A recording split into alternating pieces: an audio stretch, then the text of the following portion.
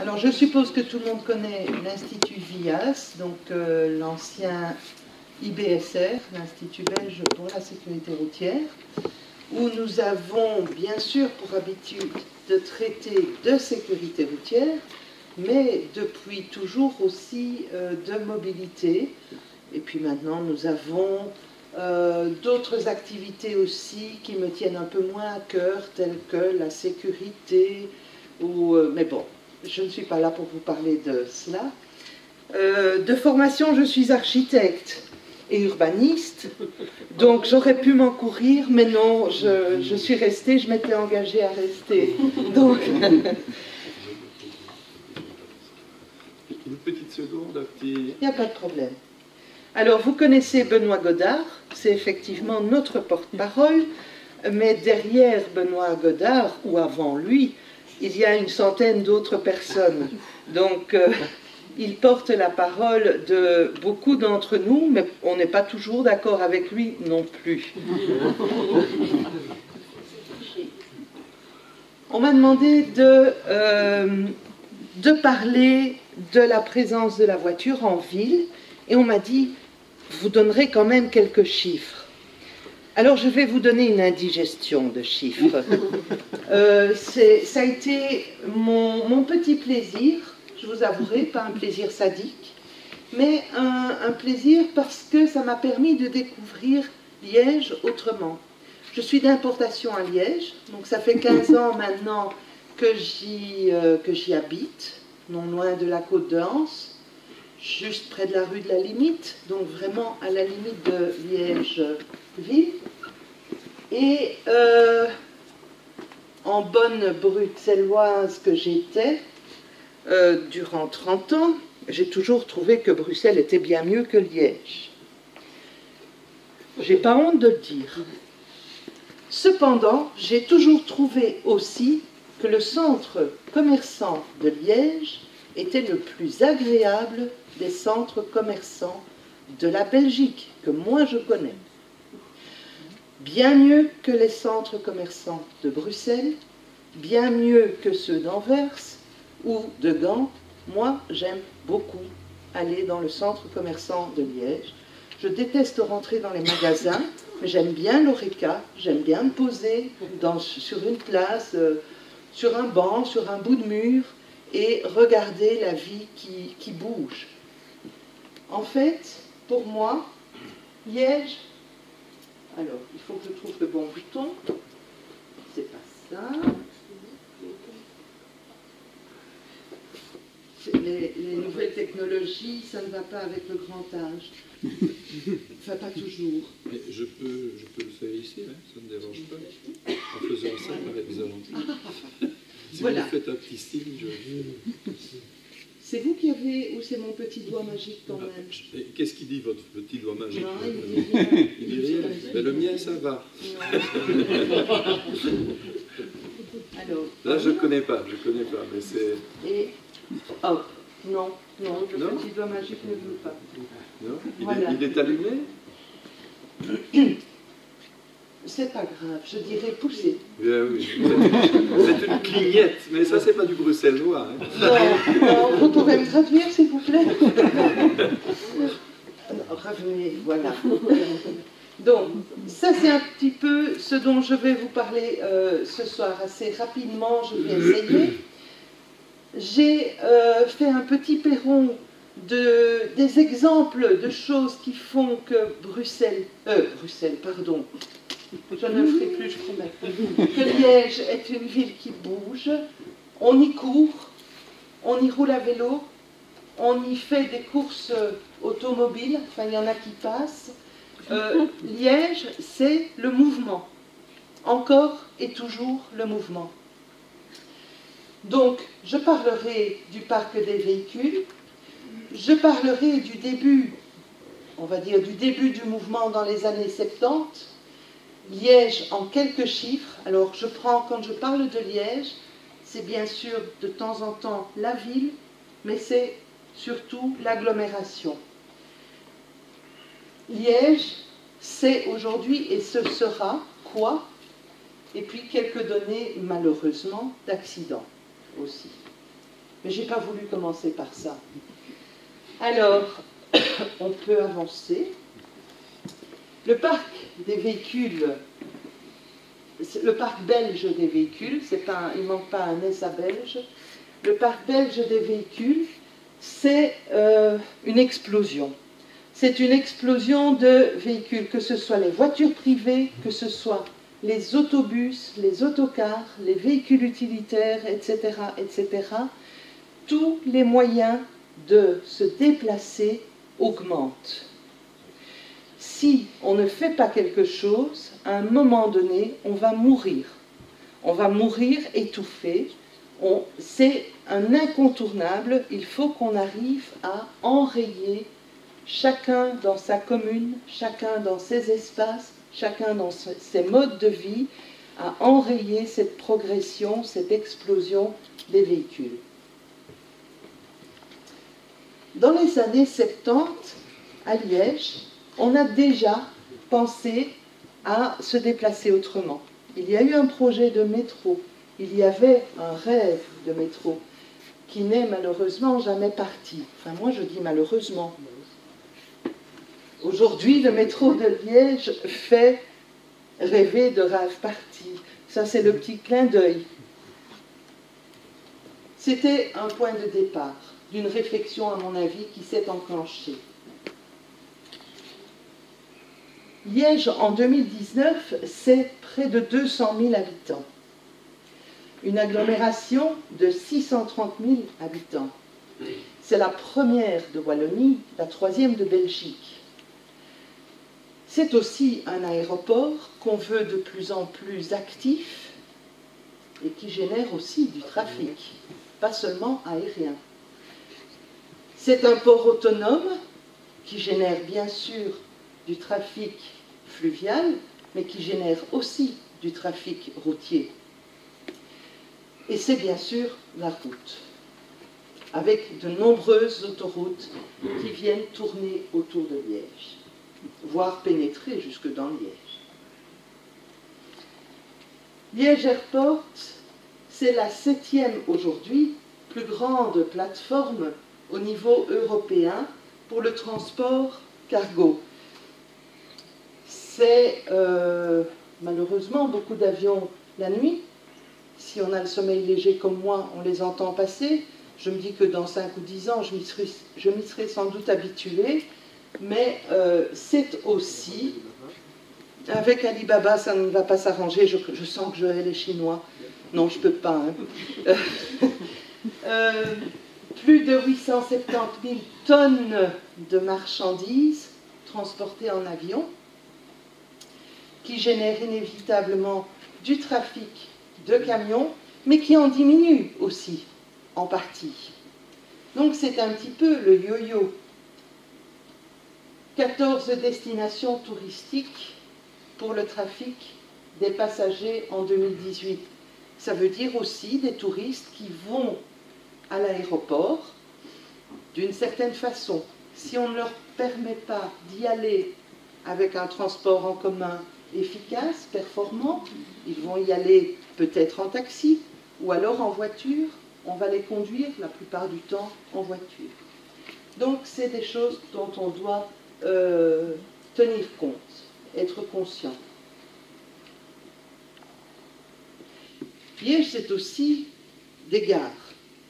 Alors, il y en a pas mal, donc on pourrait se dire, super, génial, comme il y a des gares, ben, il va y avoir sans doute aussi moins de voitures sur la route. C'est sans doute vrai sur les grands axes en dehors de Liège, parce que les gens vont à la gare généralement pour prendre le train, comme moi, pour aller à Liège, ou bien peut-être pour aller travailler à Verviers, ou peut-être pour aller à Namur. C'est souvent sur les grandes distances. Parfois, heureusement, certains ont gardé l'habitude de prendre le train pour se déplacer dans la ville, entre les quartiers de la ville. En région liégeoise, en 2018, il y avait 56 000 voyageurs par jour qui prenaient le train. Ça fait quand même aussi, on peut l'imaginer, une certaine quantité de déplacements qui se sont faits, espérons-le à pied, peut-être à vélo, mais souvent en voiture pour aller jusqu'à la gare.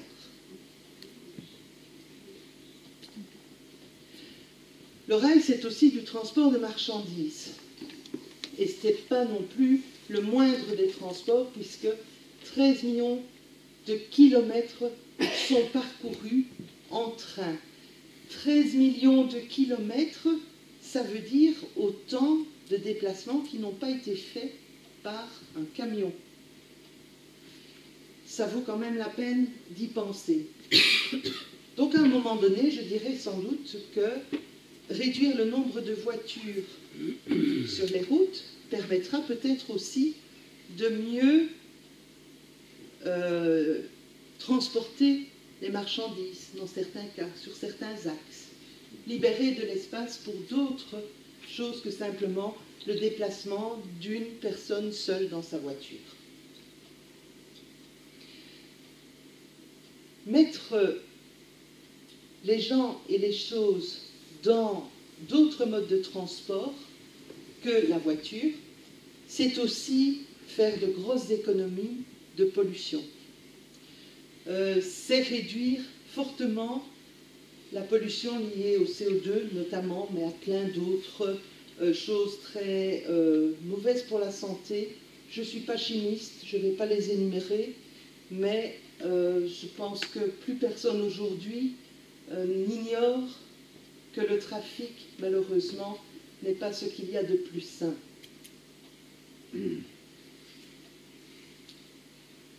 Alors on a un port. Alors très souvent on dit, tiens, pour les marchandises, c'est pas mal hein, le bateau. C'est pas mal parce que ça permet de retirer les marchandises de la route. C'est certainement vrai. C'est d'autant plus vrai, et on s'en rend compte quand une entreprise décide de faire ce pas, de dire, eh bien voilà, moi j'utilisais des camions, et aujourd'hui, je vais mettre une partie de ces camions, ou de la marchandise qui était dans ces camions, sur le bateau. Elle peut concrètement dire, voilà, ça ce sont mes gains, je gagne tant de temps, je gagne tant de carburant, je gagne tant d'emplois. Ça c'est peut-être pas forcément toujours du point de vue de l'humain qui cherche un travail, c'est peut-être pas le meilleur argument, mais du point de vue économique, c'est certainement quelque chose qu'il faut prendre en compte aussi.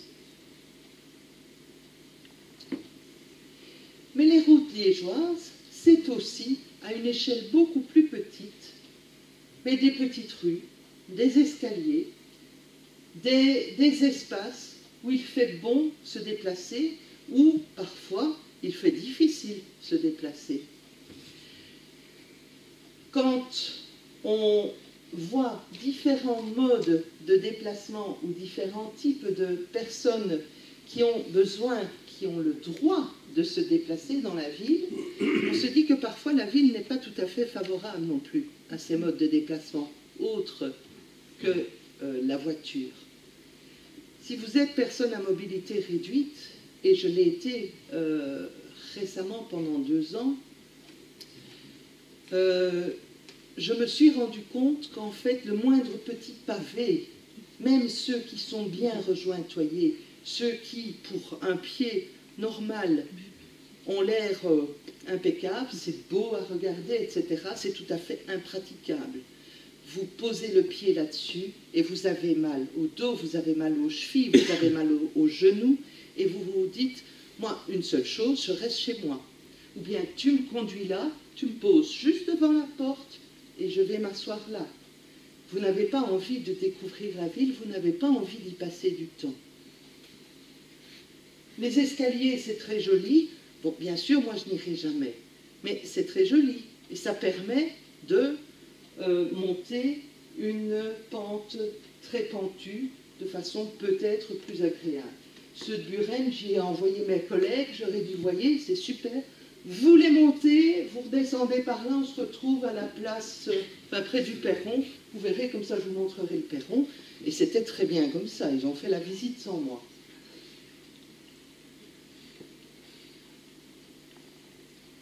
c'est aussi le Ravel. Je n'ai pas montré les pistes cyclables, je crois que j'en montrerai, ou il y en a peut-être sur certaines photos. Mais donc, se déplacer, pardon ? Vous êtes des mauvaises langues, j'en ai vu. Elles sont en dessous des voitures. Mais ça c'est possible, enfin elles existent hein, quand même. Donc, c'est aussi un mode de déplacement qui peut servir pas seulement au tourisme ou aux promenades du dimanche, mais qui, s'il est bien étudié, s'il est bien localisé, peut être un des maillons d'une chaîne de déplacement qui va faire qu'on va se déplacer autrement qu'en voiture. C'est rassurant.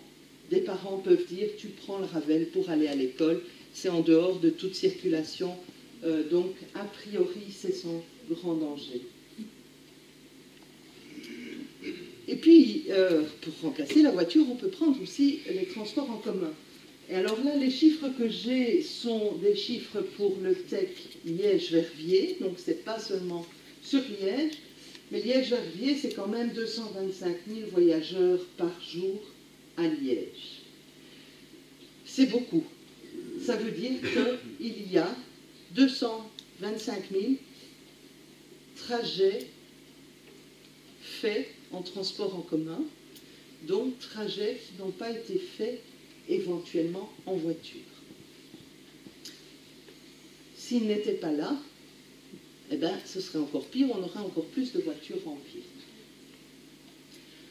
Alors, il y a un mode de déplacement qui se développe un petit peu. Enfin, non, ce n'est pas le mode de déplacement en lui-même, mais c'est le partage de véhicules. C'est vrai qu'on a une voiture qui reste la plupart du temps pendant 8 heures garée devant la maison, ou 8 heures garée sur le parking au bureau, et pendant ce temps d'immobilisation, elle pourrait très bien servir à quelqu'un d'autre. Ça demande une petite organisation. Eh bien, certaines firmes, comme ici Cambio, le font pour vous. Elles peuvent organiser ça en vous mettant une voiture à disposition. Maintenant, il faut aller chercher la voiture. Il faut aller jusqu'à la station où elle se trouve. Et ben, si on ne fait pas la démarche d'adhérer à ce principe, il ne va pas se développer.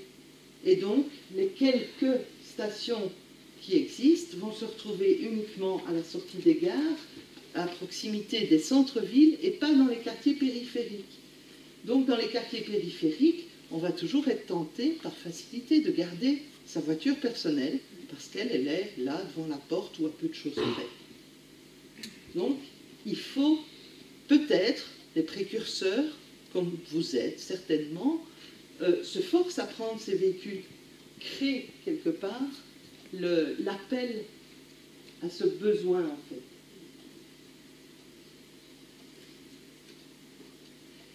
C'est aussi les vélos.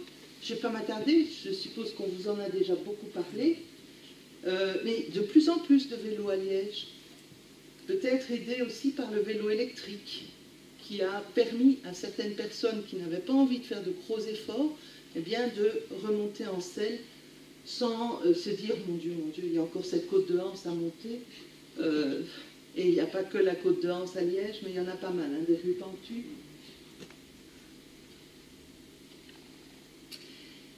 Et quand on interroge la population, comme ça a été le cas dans Liège 2025, eh bien on se rend compte que sur les 10 premières propositions qui ont été faites par les citoyens, 7 plébiscitaient la mobilité douce, donc à pied, à vélo.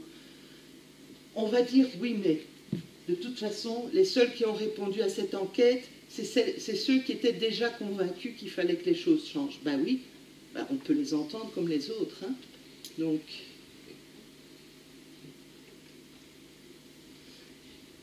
alors, le développement des zones 30. Les zones 30, ça ne plaît pas du tout à la plupart des automobilistes, dont je suis une automobiliste. Je suis aussi autre chose. Mais il faut bien reconnaître que c'est quand même un outil super intéressant, super convivial, où on arrive à redonner justement une part de l'espace à d'autres activités que simplement le fait de se rendre d'un point A à un point B. que simplement le déplacement motorisé. Et les zones 30, mais ça permet de réduire le bruit, de réduire la pollution, de dissuader justement l'usage de la voiture. On va plus facilement laisser aller un enfant seul dès le plus jeune âge dans des rues où le trafic est calmé que dans des rues où le trafic est rapide. Et puis il y a les propositions de zones de basse émission, interdire ou limiter la circulation de certains véhicules dans le centre. Alors, oui, je comprends. D'un autre côté, je préfère la persuasion plutôt que la dissuasion. Donc allons-y doucement, en montrant qu'il est possible de se développer autrement, de rendre une ville attractive autrement qu'en permettant aux voitures d'aller partout, progressivement. Puis un beau jour, alors on pourra dissuader les gens d'y circuler.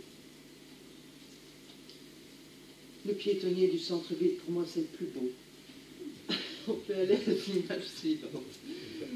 Alors, pour se déplacer autrement aussi, on a entendu ma prédécessrice, la madame qui me précédait, parler de la nécessité de prendre en compte les commerces, de voir comment effectivement. Et puis, il faut aussi empêcher que, depuis 5 ans au moins, un escalator soit définitivement hors service. On peut accepter le définitivement hors service le temps d'un marché public, c'est-à-dire, je ne sais pas moi, 6 mois, mais pas 5 ans, c'est pas possible. Pardon ? Et encore 3 ans, voilà. Mais c'est scandaleux, des choses pareilles, c'est scandaleux. C'est quelque chose qui fait que finalement, certaines personnes ne vont plus se déplacer. Et alors il faut qu'on ait des mentalités aussi qui fonctionnent autrement, comme par exemple, aujourd'hui, quand vous avez un escalator qui est en panne, qu'il n'y en a plus qu'un qui fonctionne, dans quel sens va-t-on le faire fonctionner ? Voilà, dans le sens de la montée. Ça a l'air logique, parce que c'est le sens le plus fatigant. Fatigant. C'est pas mal de faire un petit peu d'exercice. Il y en a qui payent pour aller faire des steps en salle de sport. Par contre, quand vous êtes à mobilité un peu réduite, qu'est-ce qui fait mal? Descendre un escalier. Donc quand un escalator est en panne, eh bien c'est dans le sens de la descente qu'il faut faire fonctionner celui qui fonctionne encore. Alors à ce moment-là, on offre la possibilité, même à des gens plus âgés, à des enfants, etc., plus petits, d'utiliser l'espace public. Ce sont des points de détail, je pourrais en citer plein d'autres comme ça, hein, mais c'est... Voilà. Donc on doit penser la ville en fonction des gens qu'on veut y voir venir, des gens qu'on veut privilégier dans cette ville. Alors malheureusement, la ville c'est aussi quelques données d'accidents, et à Liège, on n'est pas du tout un bon élève. Pas du tout. À Liège, on roule beaucoup trop vite, encore aujourd'hui. On ne respecte pas grand-chose, même quand on est piéton, même quand on est cycliste. Et finalement, tout ça, le fait de ne pas respecter les règles qui sont préétablies et qui sont là pour une bonne vie en société, finalement, pour éviter l'anarchie, ça génère ça. On ne va pas s'y attarder, hein, c'est pas gai tout ça. Mais enfin, donc, sur une année, 857 accidents corporels, donc dans lesquels une personne a été blessée. 1126 victimes de la route en 2018, dont 400 usagers vulnérables et 658 occupants de voitures. Alors les 658 occupants de voitures, j'ai presque envie de leur dire bien fait. Ils n'avaient qu'à mettre leur ceinture. Parce que pour la plupart, c'est ça. C'est une règle simple à respecter, ils n'ont pas respecté, tant pis pour eux. Bon, on peut pas dire ça. Mais néanmoins. Et puis, les 400 usagers vulnérables, ça je trouve beaucoup plus dramatique. Ça veut dire qu'un piéton ou un cycliste, un gosse, une vieille, se sont fait renverser, se sont fait scrotcher, alors qu'ils avaient le droit de se déplacer dans la ville. C'est pas normal. 10 décédés par année. Ça, on dira que c'est encore relativement peu. C'est 10 de trop, hein. 87% des accidents corporels impliquant une ou plusieurs victimes en 2018. Donc, ça, c'est aussi le problème de la voiture dans la ville. Trop de voitures, ça amène ça. Avec ces chiffres-là, vous êtes sur le seul territoire de la ville. Je suis sur le seul territoire de la ville. Okay. Oui. Oui, c'est énorme. Et je vous dis, c'est vraiment pas un bon élève, en fait, la ville de Liège. J'ai des collègues qui sont dans une équipe qu'on appelle Driver Improvement. Driver Improvement, ce sont des pédagogues ou des psychologues, ça dépend un petit peu, ils ont différents profils. Et ils ont des groupes qui leur sont envoyés par la justice. Dans ces groupes, il y a des récidivistes du pied lourd, de l'alcool au volant, de l'agressivité au volant. Donc, bon, je peux vous dire qu'à Liège, il y en a un fameux paquet. Et j'ai déjà participé à des groupes un petit peu partout en Wallonie. Moi, j'interviens comme second souffle, comme dernier recours, quand mes collègues n'arrivent pas à leur faire comprendre le bien fondé de certaines règles, etc., le pourquoi un giratoire, et de toute façon tous les giratoires sont mal faits, tous les carrefours sont mal faits, et tous les cons sont sur la route, il n'y a qu'eux qui sont bien. Donc ça, en gros, hein, je caricature. Alors quand ils en arrivent avec un groupe comme ça, ils me demandent d'intervenir. Bon, moi je peux arriver avec une casquette totalement différente, je ne suis pas obligée de les écouter et de ne rien dire. Moi je porte jugement. Moi, je suis la citoyenne, je suis la maman, je suis, pas encore la grand-mère, ça viendra, j'espère un jour. Je suis celle dont, quand il avait 10 ans, le fils a été renversé. Il était à vélo près d'un parc un dimanche après-midi, et il s'est fait renverser par un jeune qui avait 23 ans, qui a laissé 15 mètres de traces de freinage dans une rue en montée, et il s'est retrouvé, mon fils, pas le jeune, bien que je l'aurais bien aidé à se retrouver aussi, dans le même état, avec une fracture du crâne et 2 lésions au cerveau. Bon, donc, heureusement, il s'en est sorti. Mais ça, alors, moi, je peux leur dire, mais écoute, t'es un petit con, je suis désolée, t'es un petit con, tu dois pas rouler comme ça. Et le fait que moi, je puisse tirer certaines flèches, ils vont les entendre. Ils vont pas les entendre forcément du reste du groupe ou de l'animateur du groupe. Enfin bon, ça c'est une parenthèse. Eh bien, à Liège, c'est des groupes très difficiles, où on doit souvent être à 2 pour les convaincre. Voilà. Pourquoi? Je ne porte pas de jugement, c'est un constat, sans plus. Mais, sur les 15 ans que je suis maintenant à Liège, j'ai vu une nette évolution. Je vois qu'on commence à respecter les passages pour piétons. Je vois qu'on commence à respecter le cycliste et à lui laisser 75 cm pour le doubler. C'est déjà mieux que 50 ou pas du tout, hein, d'il y a quelques années. Donc, ça évolue, mais ça évolue un peu plus lentement.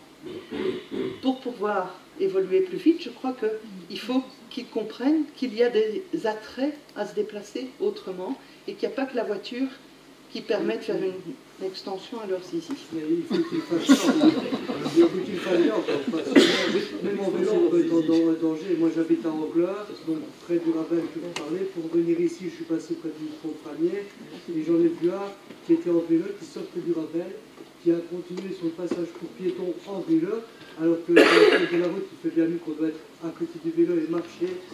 Si on traverse le passage pour piétons, il y en a qui circulent, ils sont noirs, on ne les voit pas. Alors, je rectifie, mais on ne va pas faire un débat là-dessus. On fera le débat après, hein, donc les questions c'est après. Juste, on ne doit pas être à pied à côté de son vélo pour traverser au passage pour piétons. On peut rester sur son vélo, mais on n'y est pas prioritaire. Et voilà, je ferme la parenthèse. Le code de la rue. Maintenant, on a presque fini, donc avancez encore un petit peu. Quelques données d'accidents encore. De toute façon, mes slides seront à votre disposition. Vous pourrez les analyser en profondeur, donc les diapositives seront à votre disposition. Oui. Il reste une après. Avancez. C'est la dernière. Voilà. Moi, je suis d'une nature très optimiste. Et je dis que moins de voitures en ville à Liège, eh bien, ce sera, et c'est faisable, c'est déjà le cas aujourd'hui, une vie et des espaces réappropriés et de qualité. Et la preuve en est, ce ne sont que des espaces liégeois nés ces dernières années.